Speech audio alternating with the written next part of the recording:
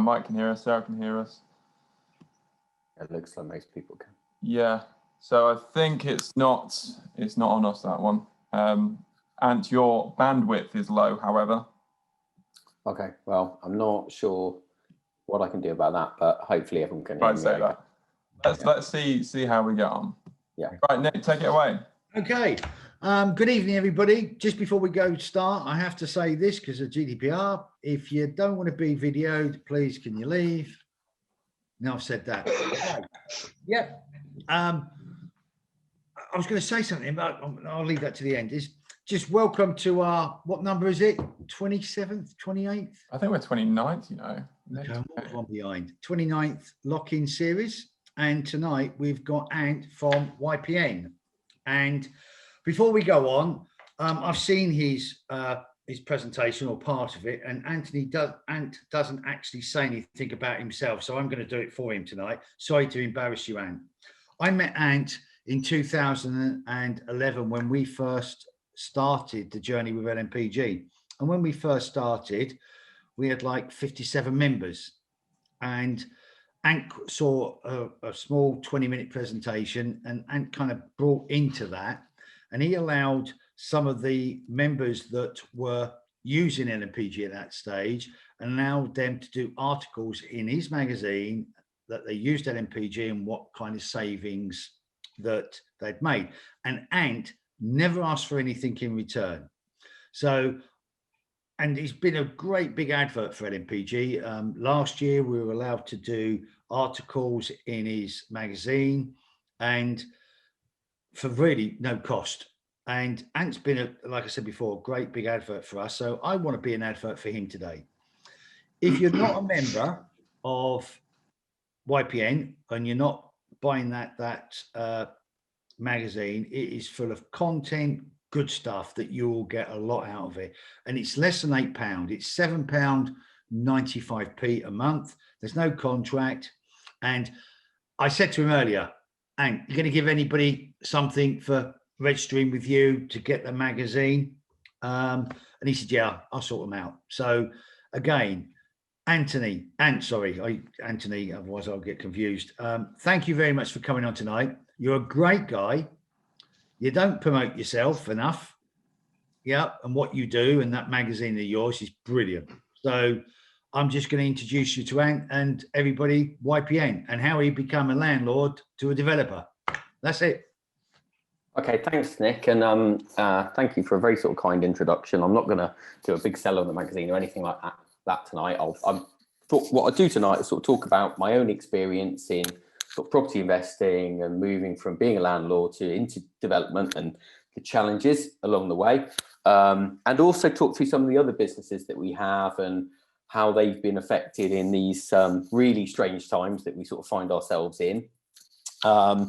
And maybe some of you have got other businesses that you can relate to as well. So as Nick said, I'm a sort of portfolio landlord. I've been doing that for about sort of 15, 16 years now. And then in 2008, when the sort of credit crunch hit, I didn't really know what to do in property anymore. And that was the point at which myself and my business partner launched Your Property Network magazine.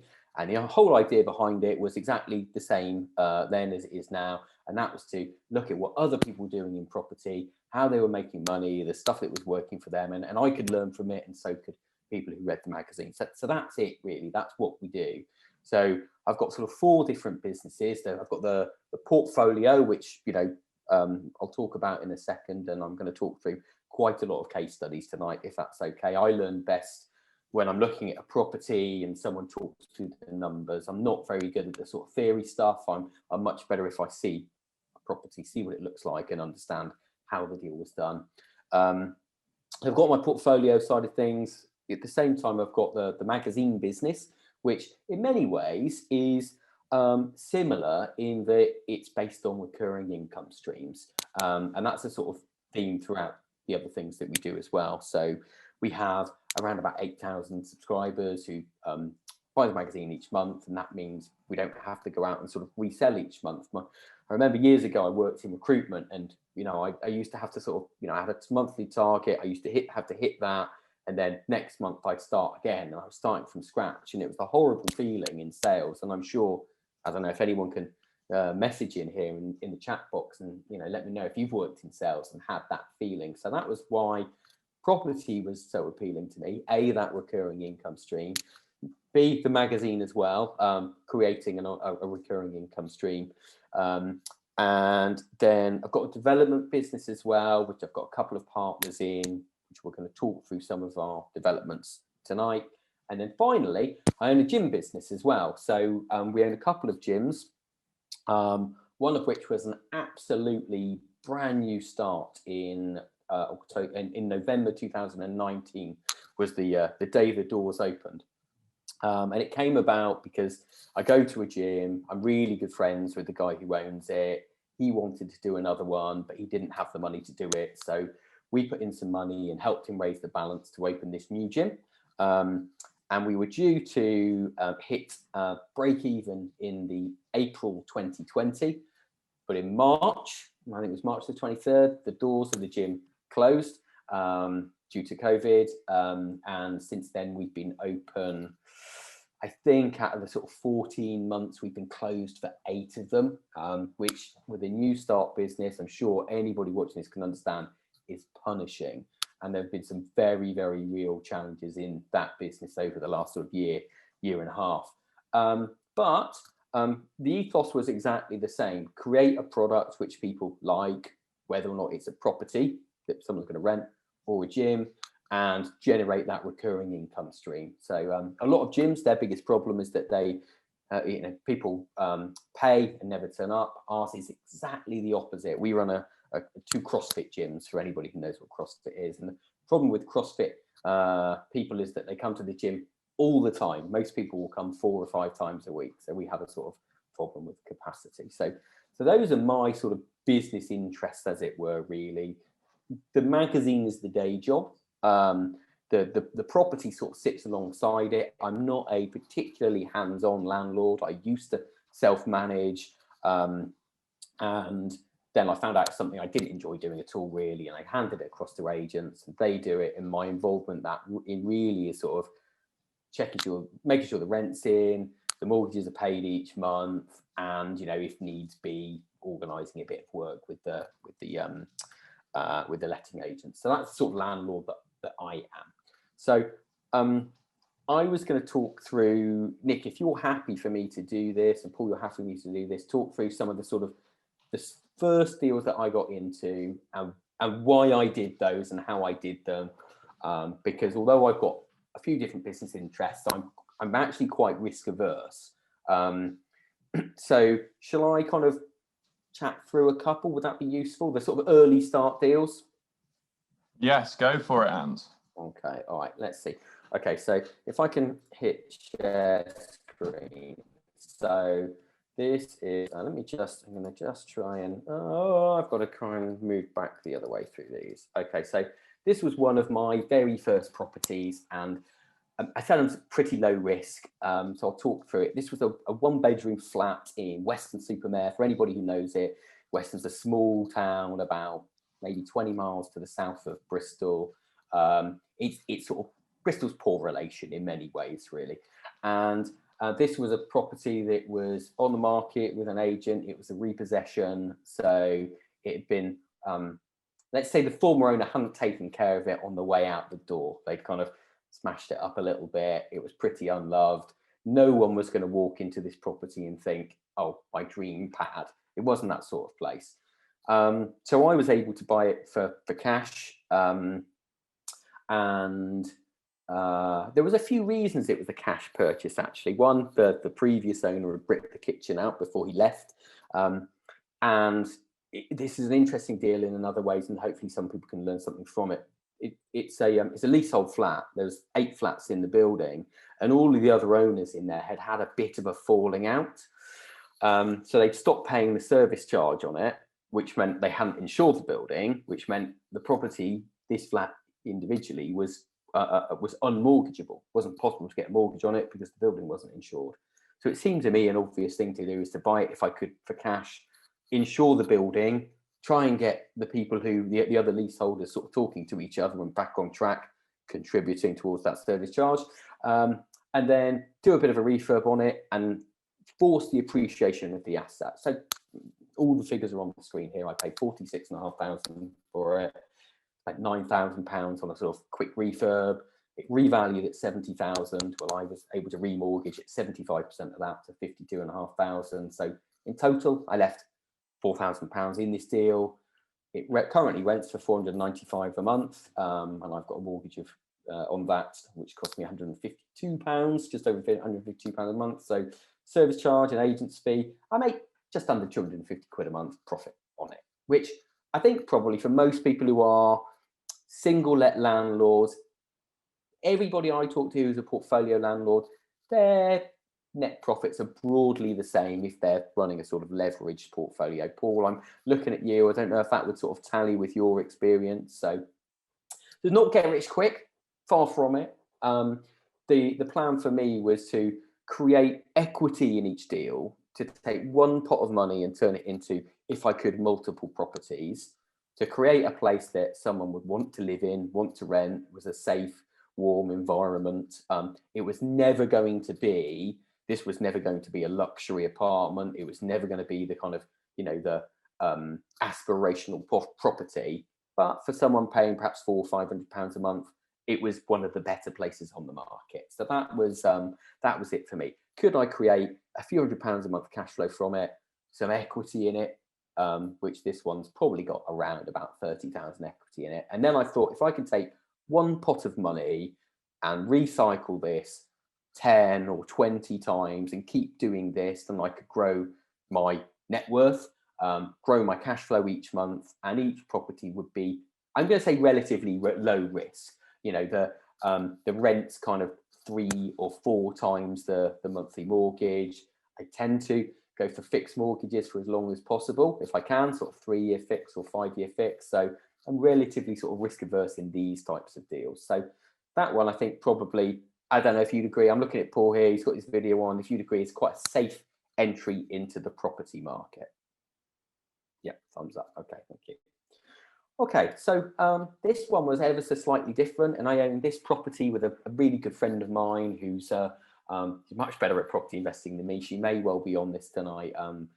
Chrissy Kuzic, if you ever want anyone to actually talk about, you know, how to really do property, she's the lady. She's absolutely amazing, friend of mine. So we own a few properties together. So this one's down in Plymouth. I live about 120 miles from Plymouth. So people often ask, well, why there? And the short answer is that the numbers sort of work there, and there seemed to be a reasonable supply of properties that were in demand, 1 and 2 bed flats in most demand from the rental market. And the slightly longer answer is that many years ago, 2 decades ago, I went to university in Plymouth, so I kind of know I knew the area a little bit.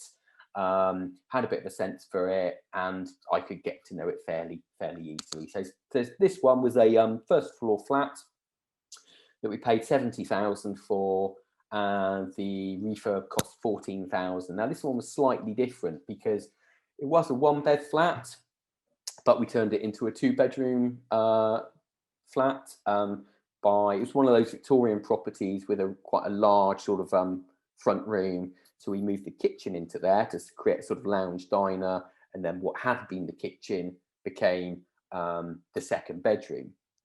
And that did a couple of things. Firstly, it sort of forced the appreciation of the asset a little bit more by being a 2-bed than a 1-bed, even though it wasn't actually any bigger. And it also pushed the rental up. So instead of getting £500 a month or thereabouts, I get £625 a month as a 2-bed flat. So this one, again, exactly the same criteria, relatively low risk, relatively sort of small numbers in terms of sort of refurbs. I was quite confident with the end values. People normally ask me at this point, well, how did you know what it was going to be worth at the end of it?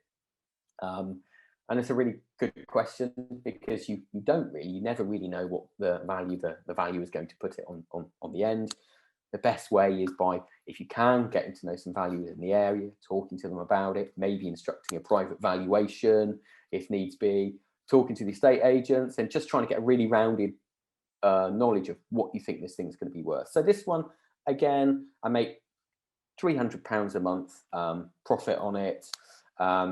It created the equity in it from day one. It enabled me to take that one pot of money and move it into multiple properties, which is me as a landlord. I don't know about other people on there. Some other people might have started out with a big chunk of money and said, right, I'm just going to buy property with this. It's sitting in, my money's going to sit in the property, and then that money's going to work for me. That wasn't me when I was starting out. I started with a limited pot of cash, which had to go stretch into as many deals as I could make it. I don't know, perhaps we can see in the chat box if anybody else has adopted that strategy, and if they found it worked for them. It would be good to get a little bit of feedback on that. Funny you should mention that, Ant, because I've got a couple of questions that have come through. So the repayment, is that mortgage?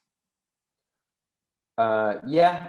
So okay, do you mean is that on a repayment mortgage or a or these ones are actually on an interest-only mortgage? I don't know if that, okay, if that sort of clarifies that. That makes a lot more sense with regards to that mortgage payment. I think certainly on the last one. So another question: I'd be interested to know rough dates of when they were bought and if the valuation is current or at the time of the refurb. Yeah, so the valuation that you see there, so the end value after works was the valuation at after 7 months of me buying it and post refurb. So this property now, so this one I think was bought about 4 years ago, maybe 5 years ago, something like that. So this one would probably be worth, I was going to say 125,000. I've just seen I've actually got that on the slide. So it's probably worth about 125,000 now, roughly. Okay. I don't know. I'm not selling it. It's quite a good one just to sort of sit there in the portfolio, have some equity in it. Oh, so you still own this one? Yeah, I still own the first one you saw. I still own this one. In terms of my rental properties, I've sold one in 16 years, and that's it. And in a minute, when we talk about developing, I will talk about why I particularly hate selling properties, which for a developer is a challenging thing to. That's a strange philosophy. Yeah. Okay, so this one's ever so slightly different in that I bought this house. Again, this is back in Weston-super-Mare, and it had been part converted to flats. So it had planning permission in place to be converted into flats. The guy who owned it at the time had unfortunately had two sort of major problems in his life. He had some really poor health issues, and he had a development elsewhere that had gone under and he'd lost a load of money on. So he needed to offload this one. When I went to see it, it had all of his building materials from the other development dumped in there. Again, completely unmortgageable. It'd been part split into flats. It was on the market for 110,000, and I paid 110,000. I think I don't know if anybody on this call can relate to this. You quite often get told you need to buy below market value, must be buying below market value. My own experience in putting offers sort of 25 or 30% below the listed prices is not good. You get told to piss off quite often. So for me, it's more about forcing the appreciation of that asset and understanding what it's going to be worth post works. So I finished the works on it, and that cost £18,000 to finish it and end up with 2 one-bedroom flats. I would have loved to have created 2-bedroom flats out of each one, but just not possible with the layouts of these.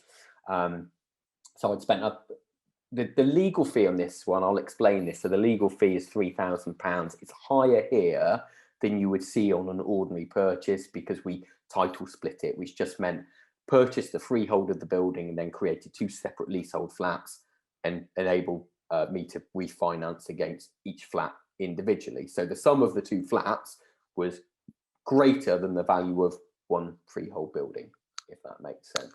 So I left about £4,000 cash in this one. At the moment, across the 2 flats, I get £980 a month rent, which is lower than it should be. I've got someone who's lived in the upstairs one for about 6 years. She was the first tenant in there, and I haven't had the heart to put the rent up during that time. I think she struggled with it a little bit. The downstairs one, we went for a bit more. So So this one building and 2 flats makes just a little under sort of £8,000 a year in terms of profit, and that's after I paid a letting agent to manage it for me. I did used to manage these ones myself. They're about 20 minutes away, maybe half an hour away from where I live, but as I said, didn't really enjoy it. So again, this sort of ticked the box in terms of monthly cash flow, relatively passive. I don't love the term passive income because sometimes it's not. But compared to a sort of day job property, I'm sure a lot of people would say it's more passive than going out and sort of working the 9 to 5 or whatever. So I think you just skip forward a little bit. Give me 1 second. Okay, so this has probably got around about £60,000 of equity in it now, based on the valuation now. So I think it's worth probably about 184,000 for the 2 flats now, and it makes that sort of monthly cash flow. So we created 2 not luxury apartments, but nice places to live, nice, warm, safe places to live that were clean and tidy, and people wanted to live in. And I've got quite a lot of this sort of flats, quite a few of these, and I would say that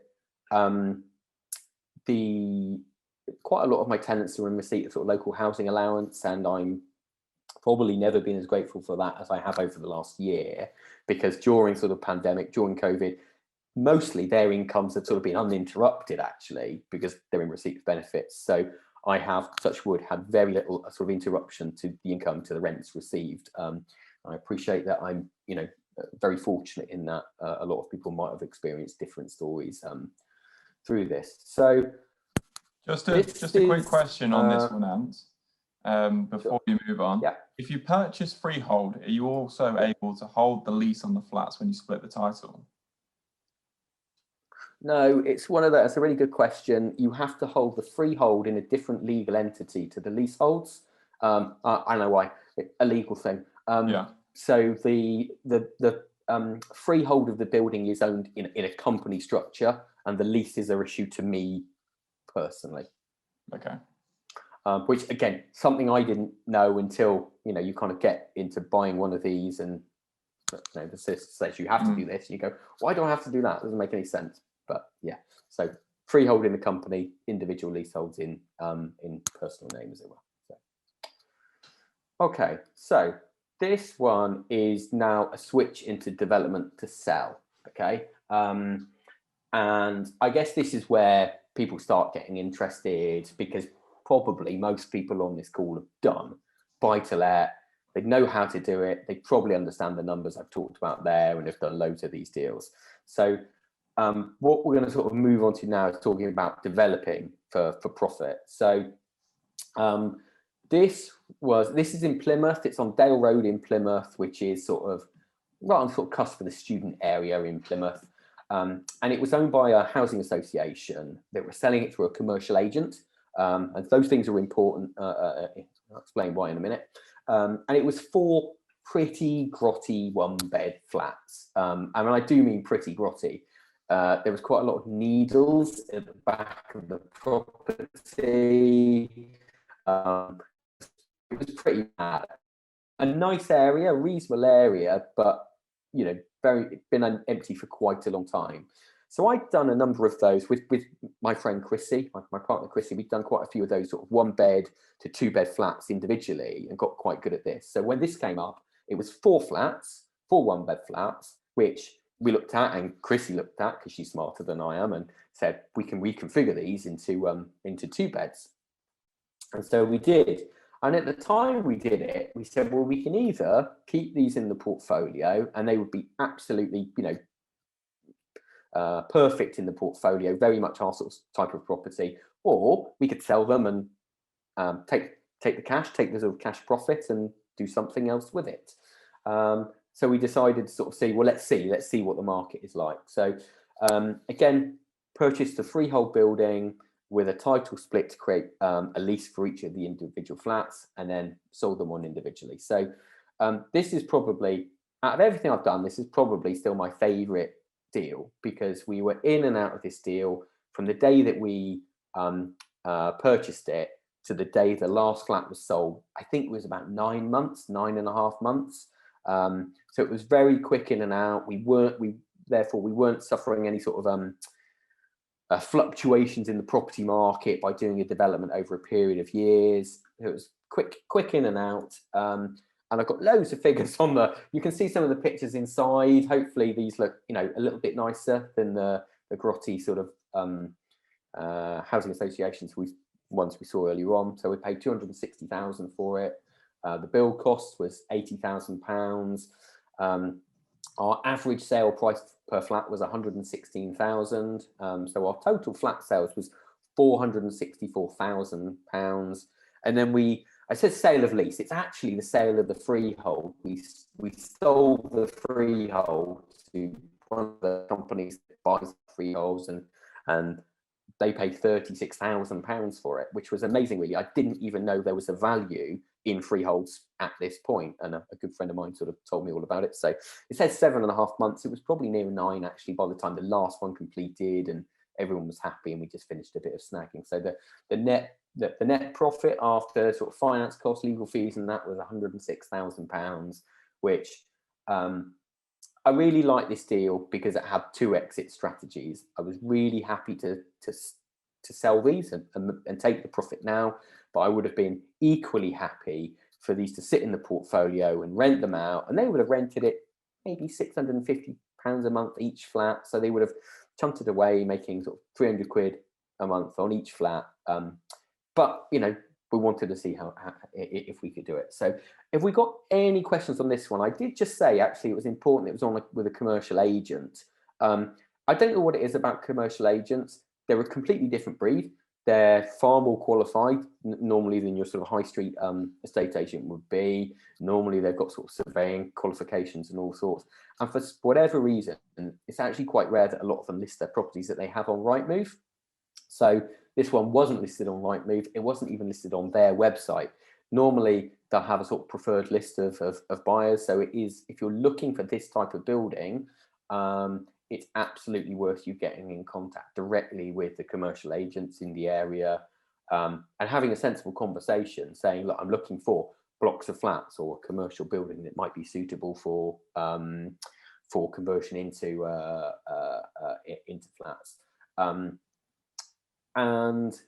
It was useful. It was a really useful connection for me to make, because actually the next project that we got, which I'm going to talk through in a minute, which is a sort of step up again, was through the same agent, again with a property that wasn't listed.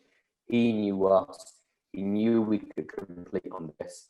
I've just lost it a second. Give me 1 second. Okay, so have we got any questions at the moment about sort of making that transition into? Because I'm really happy to. We've got quite a few, yeah. So the big one that came in as soon as you asked that question was, how was the purchase and refurb financed? I knew they'd ask this question. Yeah, it's an absolutely brilliant question, because it's the first one that anybody wants to know, really, isn't it? Is how do you pay for it? So this was a combination. Okay, so we used bridging finance for part of the purchase. And it will come back to me in a minute. I'll give the name of the bridging company. Bridging Finance Solutions, I think we used. And then we had one private investor that put in some money. And then Chrissy and I funded the £80,000 on the development cost. So a bit of everything on that one. So some of our money, some of a private investor's money, and bridging finance. And obviously what you need to be sure on this one is that you can get off of that bridging finance, because it can be relatively expensive. You don't want to be stuck on it forever. I think we were paying about 1.25% per month on the money that we borrowed. So yeah, so that's how we found it, and that's how it was financed. Another question, does your development cost cover the architects and planning applications? I'm going to go on to that on the next one, actually, but okay. This one actually didn't have to have, we didn't need planning permission on this, because it was already on the Dale Road one, because it was already operating as 4 individual units. We just needed to do the sort of title split on that. So in this one, the development cost was literally just paying the builders. There was not really an architect involved in this one. That absolutely changes on the next two projects that we're going to look at. And it's a really, really good question, because as you move up, you know, this one was very much like the sort of smaller projects, in that you're working with one builder. He might have a couple of guys who works for him. He'll just bring in his mate, who's the plumber, or the plasterer, or the electrician. You know, you're sort of dealing one-to-one with the builder. As you move up, it changes completely, and the costs change completely as well. So shall I sort of jump onto the next one? So this was the next one we did, which was a sort of step up again, really. And this this sort of collection of buildings, this is a Georgian Crescent in Plymouth called the Crescent. And we bought numbers 10 and 11, so two buildings next to each other. And they were over 5 stories. Now, many years ago, these would have been those very, very sort of glamorous houses with huge gardens in front of them, actually, that would go sort of, you know, all the way down into what's now the city centre. But over the years, they've been sort of very badly chopped up into offices. They were grade 2 listed buildings. And the plan with these was to create 10 luxury apartments. And these really are sort of luxury apartments, just by very simply doing one per floor. And I'll give an overview of the figures here. So we paid 750,000 for the 2 buildings. And people always ask, but how did you finance that? Because it's a big step up from the sort of, you know, you're only sort of 2 deals on really from those sort of £50,000 flats. I mean, there've been a few of those £50,000 or £60,000 flats in between, but this is obviously a big step up. So we crowdfunded this project. So we used a combination of private investor finance, some of our own money, and crowdfunding, which was a really, really interesting way of doing it, because I did a presentation a bit like this online where I talked through the project, and then it went live, and I got to see if people believed in the project and saw the money sort of coming in. And we raised £950,000, and on that crowdfunding platform, which was Crowd Property, at that point in time, we were the fastest raise. You know, now subsequently they've got, you know, done it in minutes. I think ours took 24 hours or something like that for the money to come in. In essence, it works exactly the same as any sort of bank development finance. They expect you to have some of your money in the game, and the funds are released on valuation surveys through the build. And as someone rightly said, the costs in these and the number of people involved in them are entirely different. And all that sort of fun of, you know, working directly with the builder, that goes entirely. So you're working with you've got it goes out to tender. You have a contracts manager. In our case, it was our architect who, first of all, he dealt with all the planning side of things. Then he put it out to tender, and then we chose a contractor. And then throughout that, it's a sort of battle between trying not to spend too much money. And I'm going to talk through some of the problems on these types of buildings in a minute. But I think it's worthwhile just, I said this was on with the agent that we bought the Dale Road property with. Now, the very worst sort of case scenario for us would have been we bought this building and we didn't get planning on it. You know, it didn't work as a commercial building anymore. We didn't want to own it if you couldn't get the planning on it and couldn't undertake the works. So in this case, we exchanged contracts subject to planning, which meant that we exchanged on the property. If we didn't get the planning that we wanted, we could have walked away from the deal and got our money back at that stage. So I'm going to, I haven't got them on screen here because there's loads of them, but I'm going to read out some of the costs that you might not foresee when you're sort of doing an initial appraisal of these. So you've got the refurb cost, which is, you know, obvious. In this one, it was around about sort of £42,000 per apartment, so £420,000. You've got VAT on the purchase of the building, £35,000. We've got stamp duty of £27,000. We've got architect's fees for being the architect and project managing it through all the way through to the end sale of £52,000. Local authority fees of £6,000, the selling agents fees of £30,000, finance of 165,000. Insurance came to 20 grand on this one as well. So I don't want to scare anybody off of taking on these types of deals, but I think when we look at these, you have to be absolutely brutal about all of the costs that you're going to run into, and you have to make sure that a property like this has a really healthy profit margin in it, because the one thing I absolutely guarantee is the costs will be more than you anticipate. For instance, on a building like this, there's only so many surveys that you can do before you actually own it. So you can't do a full structural survey because you don't own the building. So you can't sort of start taking it apart. And you can't do an invasive asbestos survey.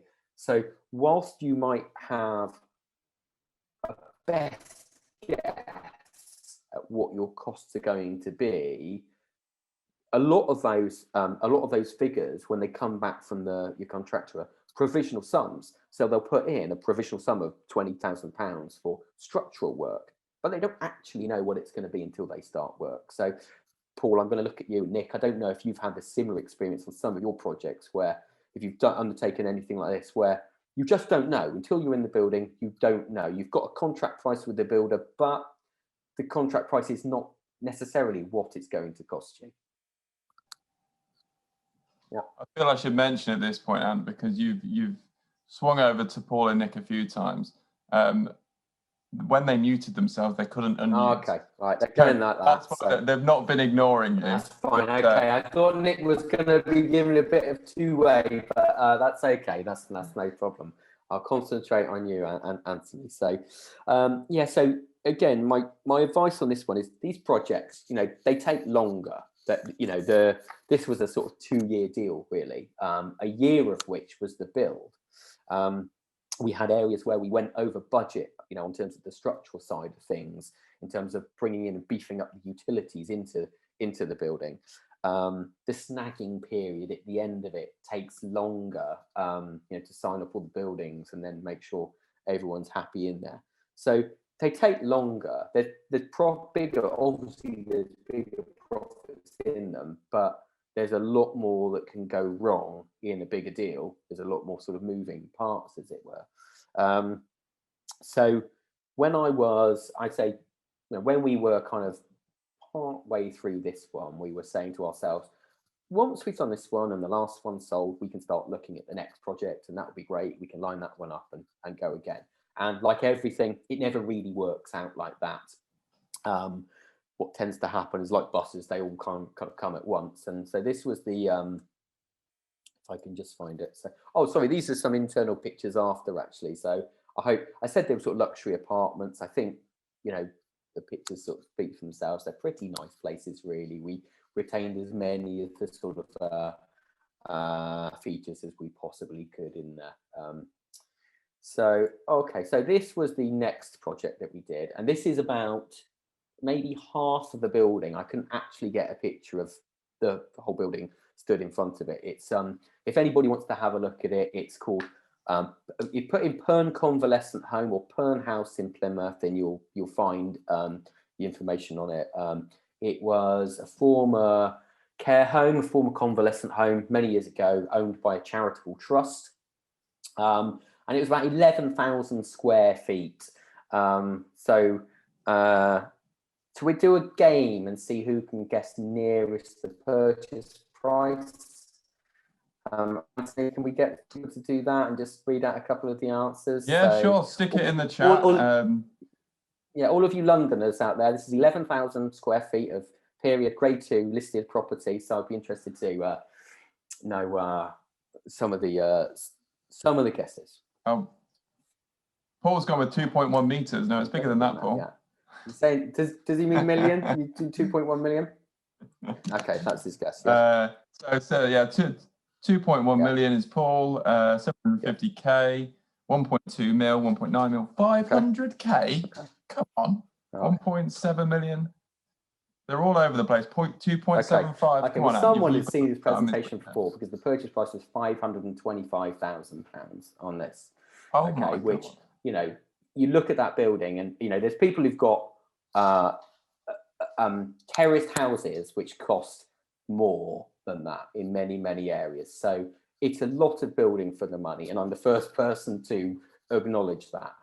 So yeah, £525,000. So it was actually listed on Rightmove, and it was owned by a charitable trust. And again, I said earlier on that, you know, that sort of risk mitigation when you're in development or investing is absolutely paramount. So we had an option agreement on this property. So the option to buy it within a 9-month time frame, if we got planning permission. So if we obtained the planning permission. So if we didn't get the planning permission, we would walk away and we would have lost our option fee, which I think in this one was about £20,000. So in this case, that's our at-risk money. So we're taking the advice from the architect on whether he feels confident we're going to get the planning permission. He's talking to the listed buildings officers about the building before we own it, before we've even signed the option agreement, to try and get comfortable that we're going to get the planning on it.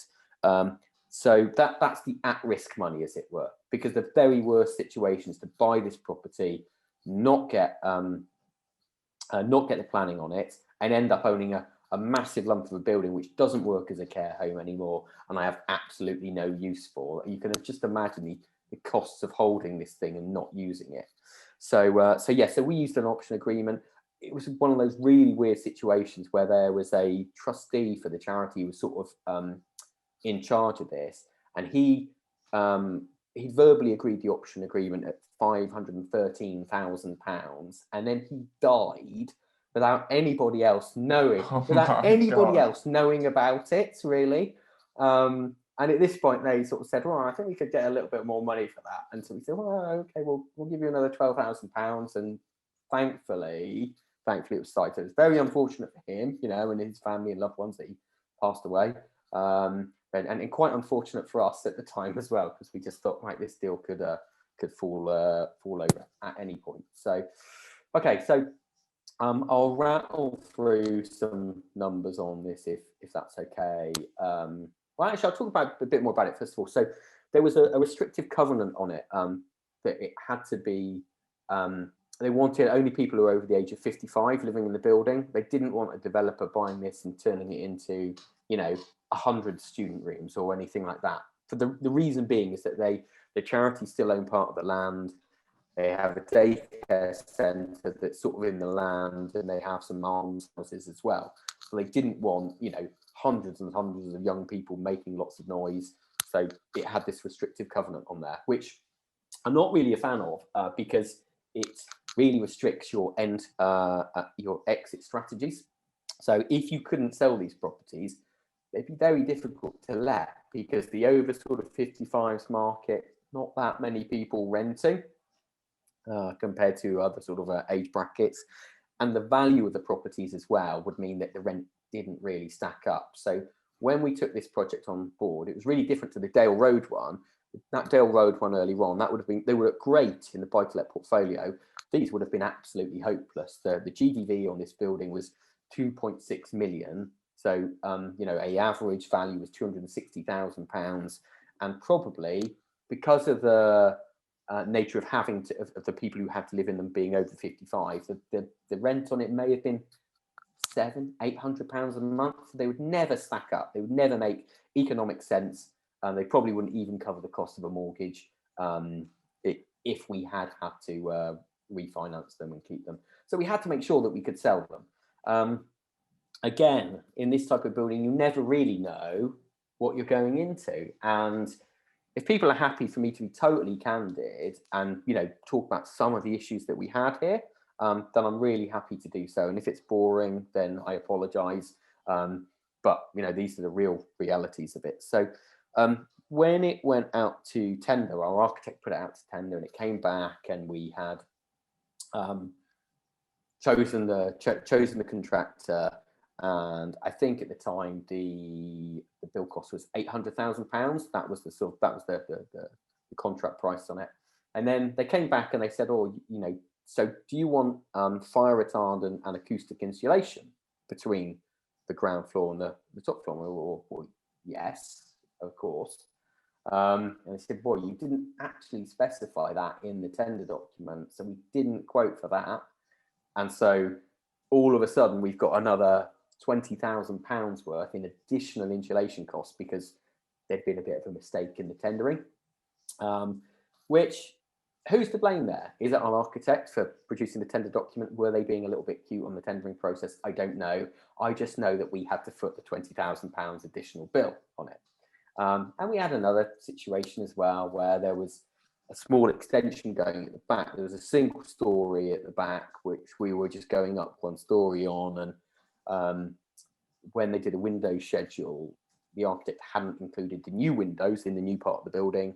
And so when it came to actually having the conversation, they said, well, there's another £5,000 worth of cost there because you didn't specify the windows in the new build part of it. And we're like, well, you kind of knew there was going to be windows. But this is, I think this is the difference in working in these bigger projects, that you're dealing in a much more sort of bureaucratic way. You've got, throughout the build process, we had the builders moaning about the architect, saying they weren't getting the RFIs, which are the requests for information.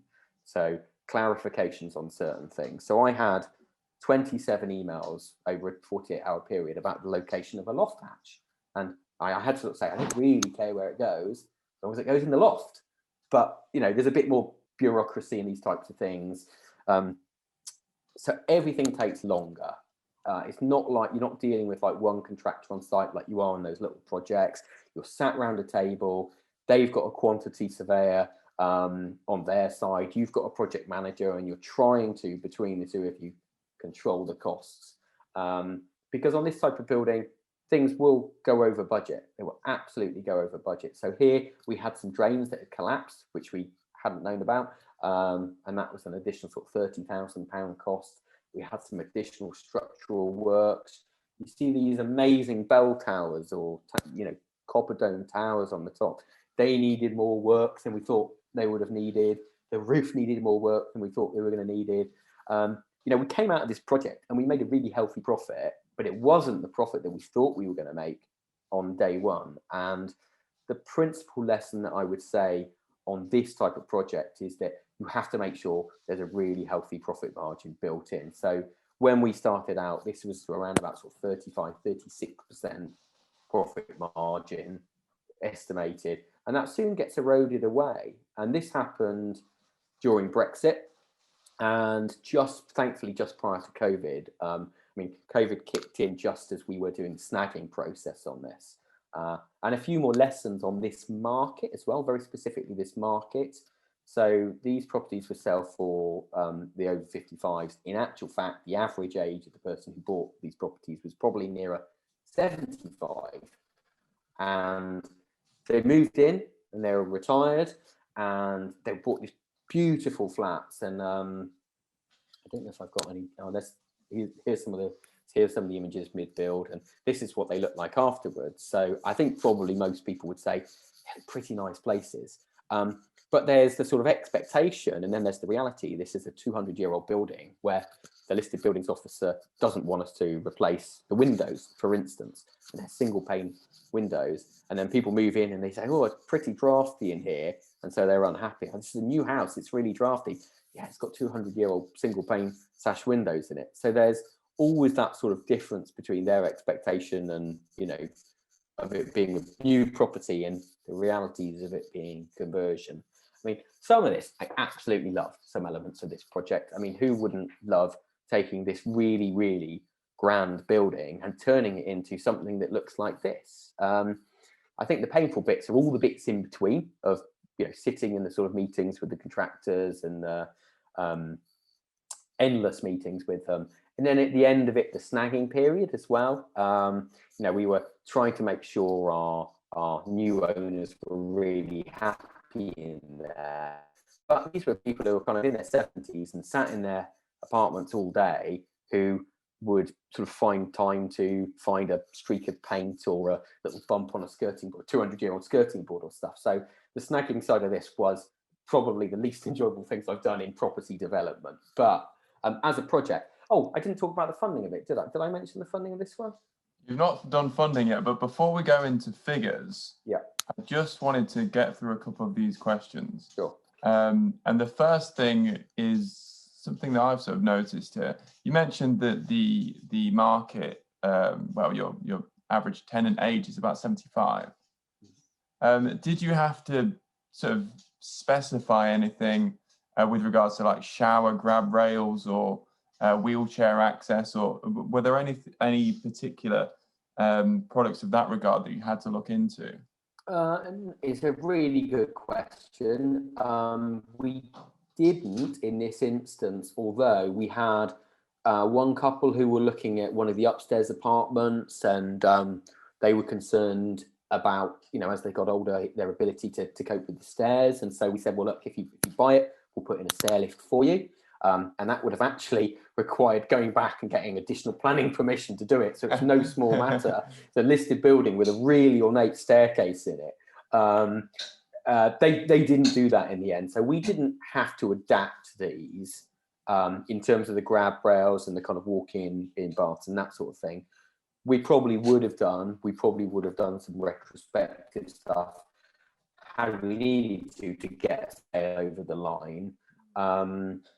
One of the challenges, though, in terms of selling to that market at this particular time was that this was sort of in the midst of Brexit panic, shall we say, and Brexit turmoil, and people didn't know what was going to happen. And that was putting a stop on the property market to a degree. And everyone who was moving into these properties was selling a large detached family home to sort of downsize, as it were, into these apartments. And actually, some of them, because of the timeline of stuff, you know, we were in this project for 3 years, and we marketed them really early to kind of get early reservations. So people would have perhaps had a year or so, or even 18 months from when they put a reservation into selling their property, this one being completed. And in that time frame, they couldn't sell their property because Brexit came along, and the sale fell over. So that was another sort of lesson, I suppose, is that you want to try and sell your properties nice and early and get them reserved, but only if you know that the people are going to be proceedable. So I said right at the start, really, that one of the things I like doing Lease is selling properties, because you have so little control over that element of it. You can stage them, which I think we've done sort of beautifully here. I think these properties look really, really nice, you know, far more tastefully done than if I had done it, without a doubt. But other than that, you can't really control the market. You know, you can't control what's happening in the sale of their property. So it's one of the things I don't like about developing, is that you're at the mercy of the market to a degree, particularly this market. So some real challenges there. So sorry, you had a few other questions. Yeah. I did. I don't know whether you can hear the kettle just started in the background. So, there we go. It's been turned off. Is there any reason why you didn't get pre-planning advice before buying? This would have reduced your risk, right? Yeah, I mean, on that first one, on that, I think they mean sort of putting in a pre-application. Well, okay.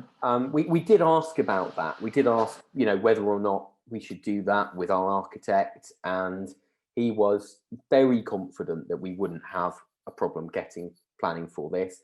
He had really good connections with the sort of planning officers and the listed buildings officers, and had quite detailed discussions with them before we even signed the option agreement about what our plans would be. And so his advice to us at that stage was, I don't think you need to go to the sort of additional expense of a pre-app. And you've also got that difficult thing of, you need to secure the property, because otherwise someone else is going to buy it. Someone else will take that risk.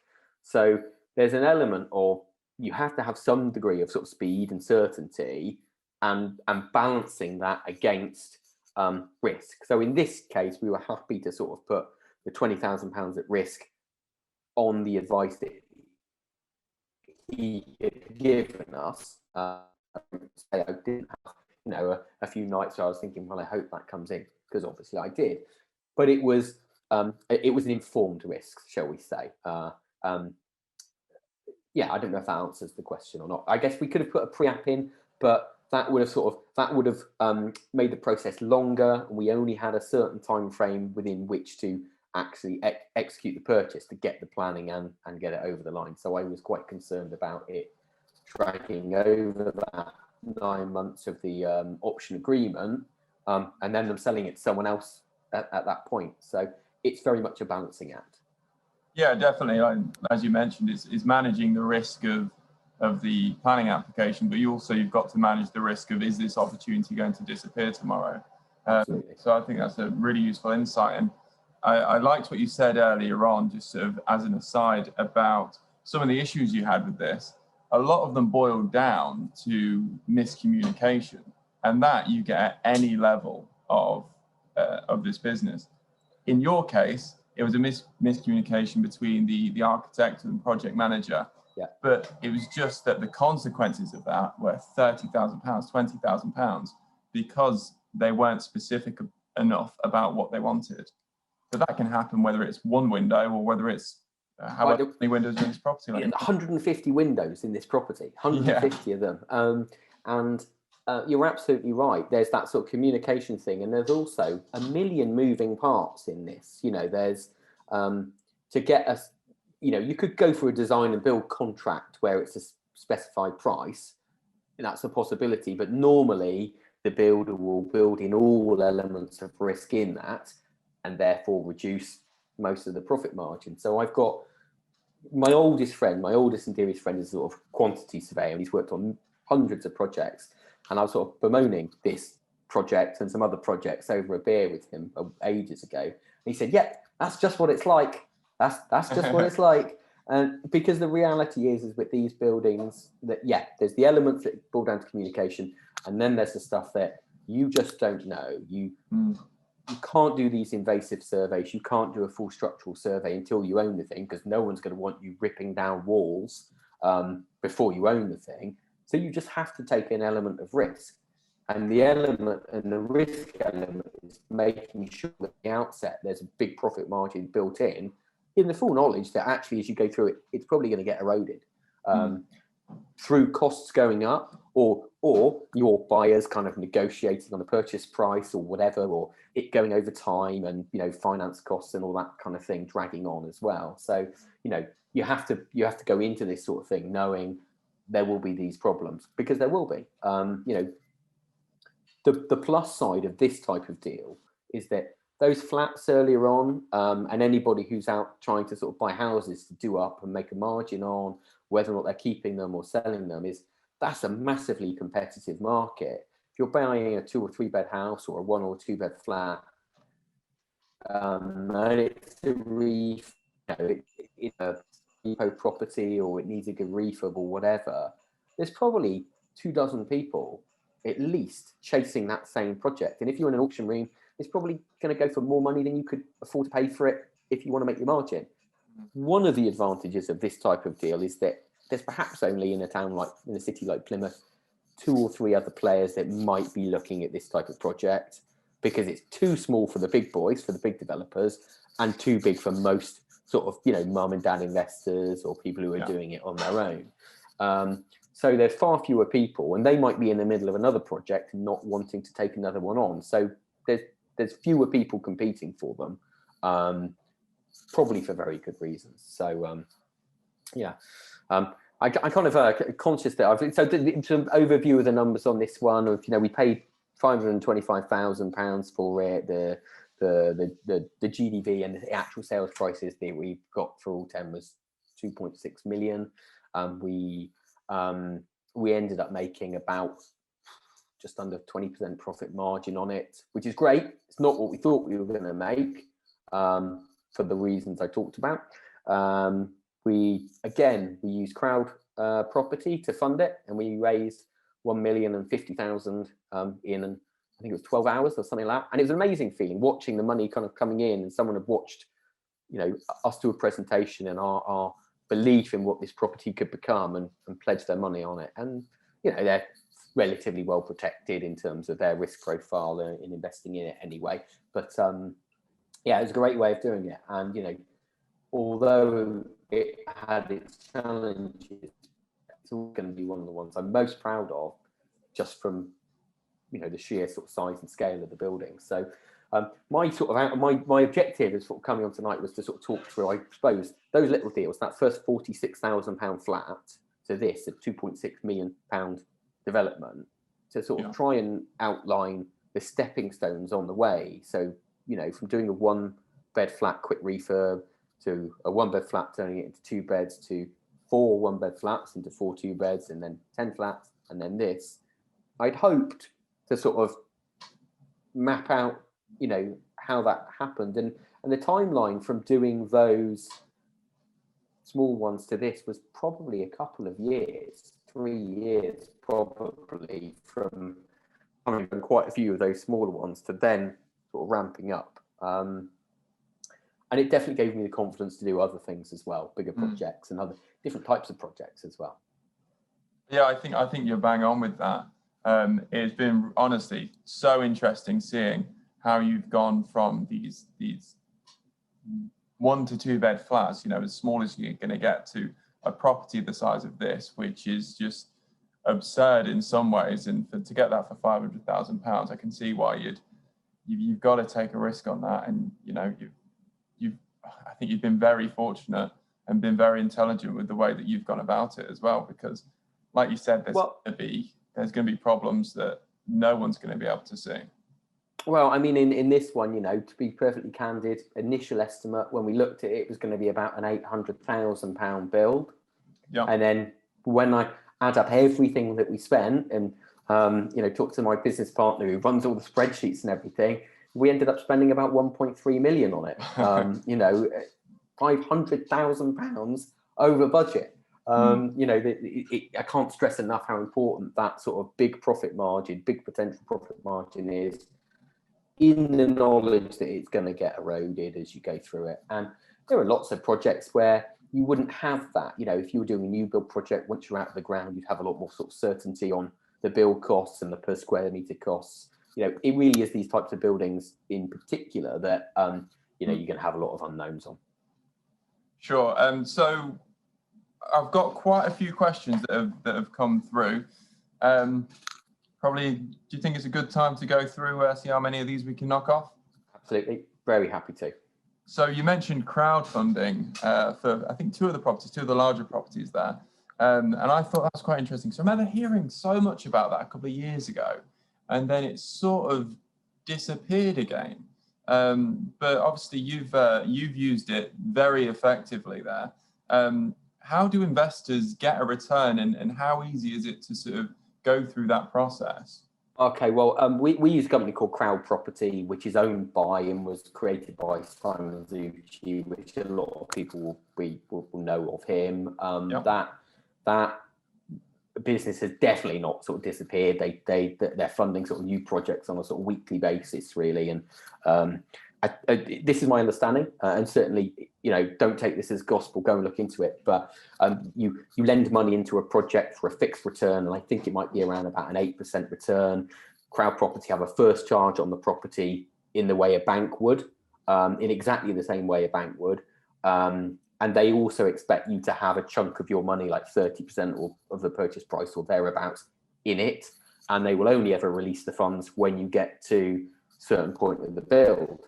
So if you spend £100,000 and they'll release £100,000 worth of funding on it. So that happens in exactly the same way a bank does. It just enables Joe Public to invest in projects and get a return on them. You know, your money in the bank gets you whatever it gets now, 0.1% or something. I'm not saying these projects don't come without risk, because absolutely.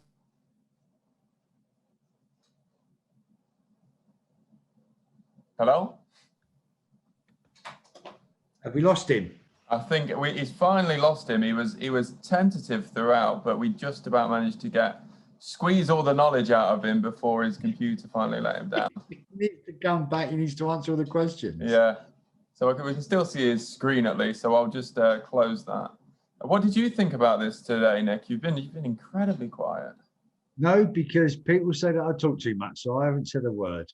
Yeah. It's really good. When Ant's explaining this, I don't need to say anything. It's really only the manufacturers that I get asked a load of questions and get me asked in the end. So yeah, I thought it's really good. I've known Ant an awful long time, and he undersells himself because he's got a lot of knowledge. He knows a lot of people, and he's done loads and loads of projects. And obviously, he's used to crowdfunding And to make that kind of return and make that kind of money, you've got to be in the know. You've got to know what you're doing. Yeah, I've seen so many people. I was involved in a property up north, and the valuations were all wrong, and they've still got them 5 years later because where they thought the valuations were, and they've had to rent them out because they couldn't sell them. They were actually going to lose £200,000. Hey Nick, apologies, I got cut off there. I don't know what happened. No, okay, and I'll just taking over for you. I'll keep your mouth shut. Yeah, much appreciated.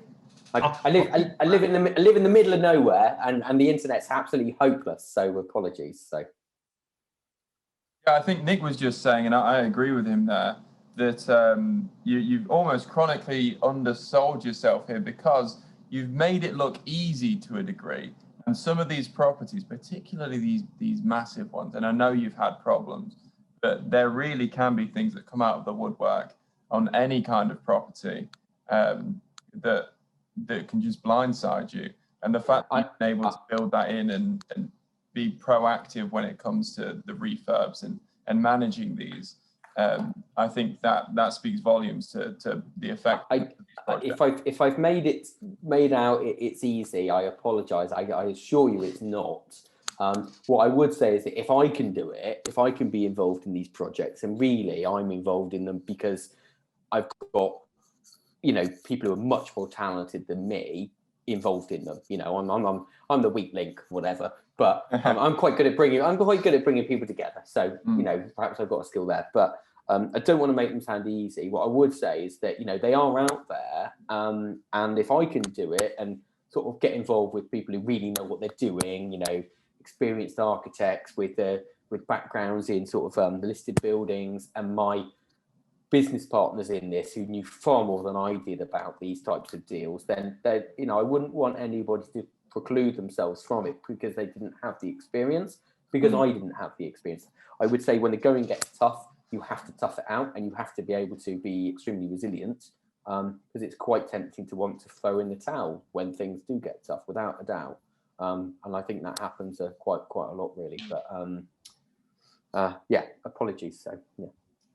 No, you don't need to apologise. It's not easy, and you've got to make sure you do your background work to make sure you know what you're doing. I was involved in the property up north that, again, I really wasn't involved, but they got the valuation wrong by £20,000 a flat. That knocked 100,000. They were, there was a lot of money involved, and they've sat on it now for 5-6 years and still got them. Well, that's the very common story. I mean, since I started these projects, there's a development in Plymouth that I've sort of driven past every time I'm on the seafront, on the Hoe there. That's been there, finished, ready for sale for probably 8 years now. It may be not quite that long, but nearly. And something's wrong there. That the end values are too high, and they've got to achieve them because otherwise they'll never pay back the borrowings on them. But yeah, you're right, Nick. It's a real, very easy to get those end values wrong as well, because when you're creating something quite unique, there's no other. When you're trying to get a comparable between those properties in the perm that we were looking at there, you're not comparing a terrace house with a terrace house. It's subjective, so it's worth what someone wants to pay for it, really. Yeah. And very difficult to get an assessment on the end valuations without a doubt. Yeah, absolutely. But no, thank you. Is there any more questions? There's loads here. So there's absolutely thousands of questions that have come through. So I don't think we're going to be able to get through all of them, but I'll spin through a couple now, and then I think we'll probably have to send the others over. So this one's come through, and this is a real test of your knowledge here, Ant. What conversion cost per square meter did you use? This is for the final property we showed here. What conversion cost per square meter did you use in your initial calculations, and what did it come out to at the end? Oh God, okay. Like an exam question, right. That, isn't it? Yeah, that really is, isn't it? Mate, should I go and get my kids to do this one? They'll have to be loads better than mine on this. So, okay, so it's a brilliant question, and I'd love to say work on £1,000 per square meter. Yeah, I'd love to do that, but you can't. it's not possible. On the Crescent one, I think we ended up paying £600 a square metre for the conversion costs. Yeah, we did. Yeah, because it was roughly 10,000 square feet, and after everything was in it, it was about £600,000 on it. So it was about £600 per square metre. On this one, it's probably going to be nearer £1,200 per square metre, something like £1,300 square metre. I'd need to get the exact costs. My good friend who's a QS said if it's conversion project, work on about £1,000 a square metre. But it depends. That little project of the Dale Road one where it was 4 flats, would be nowhere near that. They were operating as flats anyway, so it was mainly just a bit of a refurb. I would urge caution in terms of working numbers on a per square metre basis. Apart from, it's fine when you do your initial calculations, but very quickly you've got to get someone with a lot more experience in saying, well, this is, what it's going to cost you to actually do it. So I'm not trying to wriggle out the question. I've given some answers there, but I'd love to say it was £1,000 a square metre, but with the new Dewson's Build Aviator, they'll work out the cost per square metre for you. Okay, well, there you go. Build Aviator. I mean, that's going to be much easier to do on a new build than a conversion. As a little, for instance, okay, so 150 windows in that last building, and if you've got to get someone to go round, and you're not allowed to replace them, but you've got to employ somebody to go round and sort of make good, that might be making good, might be making good might be painting them, or it might be someone going around with a razor, cutting them in, filling them, and spending £1,000 per window. It could be anything in between. So it's really, really difficult to get close on those figures without drilling down on every single bit, every single element, really. Good, Anthony. You're doing a great job. Just before I sort of end it with one final question, I just want to add in this comment by Sarah, which was a little while ago, but I think it speaks volumes to the frustration that I think many landlords will have had, and this is with regards to your massive property. What was it, Pern House? The conservation is all very well and good, but they miss the practicality. Mind you, the double glazed equivalent for those sash windows looks like for like, so it's very expensive. And I think that's absolutely bang on, that it's all very well and good making sure that the property looks as good as it did 200 years ago, but you sometimes don't want to be as cold as people were 200 years ago, and drafty and that sort of thing as well. So final question then, and it's just one that you started answering earlier on before we lost you. And this is just going back to the crowdfunding. So can't remember exactly where you were, but could you just explain the process a little bit for that? Yeah, no problem. It's not my business, I don't, so, I would say everyone look into this if that's how you're looking to invest. So crowdfunding a project from a borrower's point of view, from a developer's point of view, is very similar to in the way that a bank does it, in that they'll expect you to have a big chunk of money in the project yourself, and they'll lend the balance, and they'll only release those funds when you get to certain build stages. So, you'll have a valuation surveyor come out and they'll sign it off, and then they'll release a tranche of money, which is exactly the same way traditional development finance works. From someone who's lending the money into this type of project, this is my understanding, it's worth checking it, but on the project that we did, I think people were getting an 8% return on their money. So they would, I think at that point you could invest from £500, something like that. On our projects, I think the average that people lent into it was about £2,000. So something like that. So we had around about 500 lenders on that project. They lend the money. I don't know if you get paid the interest monthly or if you get paid the interest on the return at the end of the project. I'm not sure. It's worth looking at. The money is secured as a first charge on the property in exactly the same way a bank would do it. And one of the things I like about it is that from a developer's point of view, you're talking to someone who understands property and they're just in the business of lending money on property. Whereas a bank, and Nick will know this and Paul will know this, they will have developer friends, as I have, who in the last credit crunch had great deals, great developments, but the banks got cold feet and were dragging cash back into bank to centralize the money. So the funding on their developments got pulled, not because the developer did anything wrong, but because something in the bank changed. So I've never really been a big fan of the sort of banks in that way, because you can't really talk to someone who's actually a decision maker. They can change their criteria at any point, seemingly. So I was happier working with someone who was in the business of property and lending for property projects, rather than it was an arm of a bank somewhere. So I like the fact as well that anybody, ordinary people, can get involved in a project like this. And I met loads of people around the country. Actually, I was doing a few networking events then, who came up and they said, I invested in your project, and I was like really proud, and you know, that I could say that. And actually, even somebody who worked for us in the magazine came up to me and said, I actually put £10,000 into that project, but I didn't want to say about it. I know it was amazing that, you know, they got a good return on their money and they'd enabled us to do that project. So I really like that way of doing it. You know, it fits with my ethos really, of, you know, us all profiting from that type of project. The other advantage of using a crowdfunder is they've got their own expertise in house, which means that they're sort of double checking and proving your figures are correct, aren't they, Ant?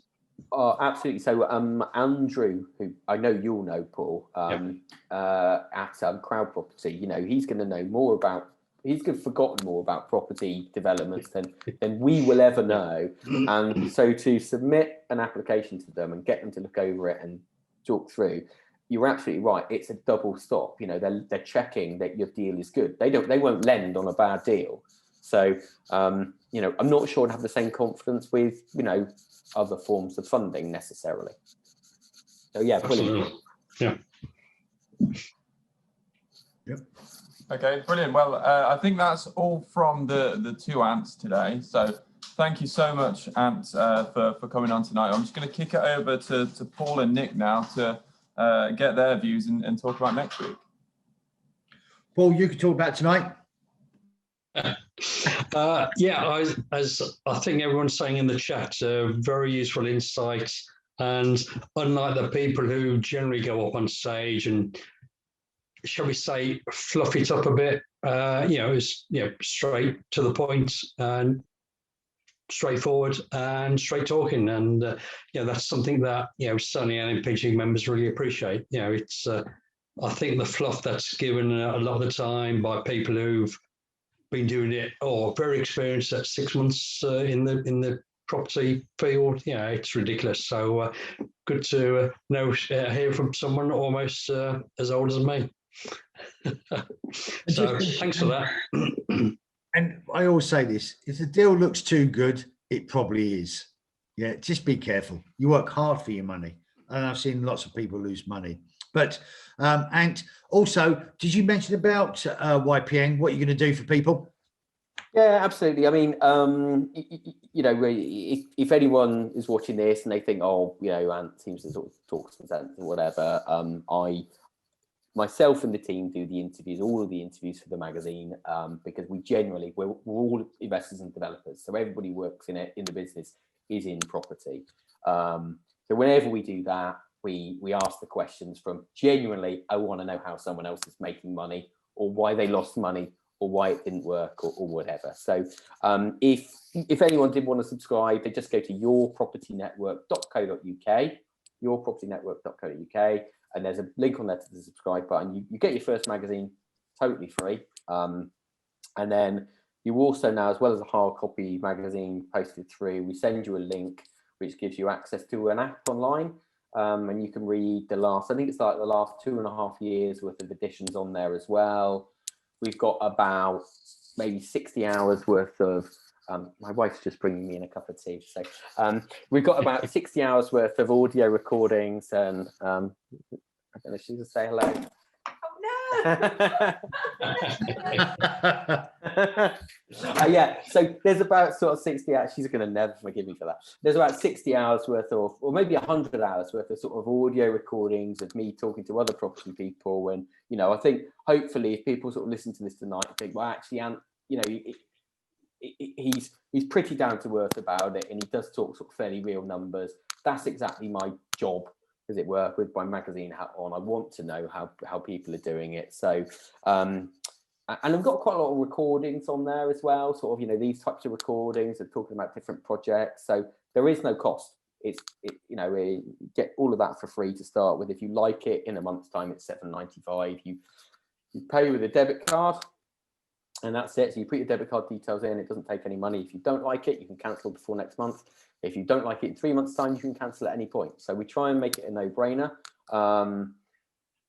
And it is genuinely, you know, packed full of, hopefully, what you'll find is, you know, interesting stuff, real-life case studies that you can learn from if you're doing exactly as I have done, sort of moving up the deal chain and doing different types of projects. So, I mean, I haven't talked about them all today. I've got some HMOs and all that sort of stuff as well, but I was conscious of time, so we won't go into everything today. All right. Thank you so much for that, Ant. And I've known you an awful long time, and thank you for coming on tonight. But next week, we got multi-panel, and we were shown something today, which is really quite exciting, because you never quite know how your bath's going to look or your bath's going to look. So what they've done is really quick, very shortly, they're going to be out, put it on our website. And at the moment, it'll be a link into theirs where you can have your bathroom and you can then change the paneling or the colors, so you can actually design the kind of how your bathroom will look. Am I correct in saying that, Anthony? Because I saw it today. Is that the best way to explain it? You can use different panels, different colors. Exactly, yeah. So you can mock it up entirely, and you'll be pleased to know, Nick, that I earned my keep today, because I actually picked up the phone not once but twice to different members, because the membership team were already full steam ahead. And I spoke to both of them about multi-panel, and I said, oh, you're tiling your bathroom. Have you looked at multi-panel? And neither of them knew what it was. They say, is that cheap plastic paneling? And it's anything but. So it's one of those, I don't want to say best kept secrets, because it's a bit of a cliche, but it's one of those things that I think hasn't really taken off as much as it should in England. It's very popular in Scotland, but England and Wales, it's less so. And so we'll be getting not only all the new design tools as well, but also why have we brought this product on board? And why is it so big everywhere else but here? So we'll have Michael Dobson from Multi-Panel on next week to take us through all that. And also, don't forget that is on our contract. And the great news is for the next 2 months, starting from April, they're going to put another special deal on. So they'll go out in the special offers. But the design element, you can see it really is very good. And it can give you a real kind of, wow, I like that. So that's next week. Yep.